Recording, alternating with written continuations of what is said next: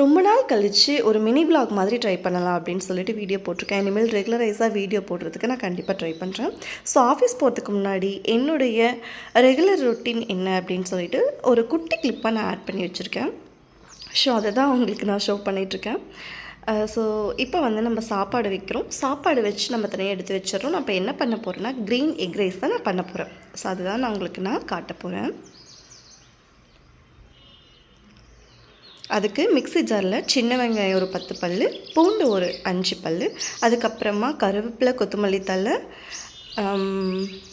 பச்சை மிளகாய் இதெல்லாம் போட்டு அரைச்சி எடுத்துக்கணும். அதுக்கப்புறம் ஒரு கடாயில் எண்ணெய் போட்டு கடுகு போட்டு பெரிய வெங்காயம் போட்டு கருவேப்பிலை, கொத்தமல்லி தழை போட்டு அரைச்சி வச்ச பேஸ்ட்டை ஆட் பண்ணி நல்லா மிக்ஸ் பண்ணி எடுத்துக்கிறோம். அதுக்கப்புறமா அதில் 4 முட்டையை உடச்சி ஊற்றிக்கிறோம்.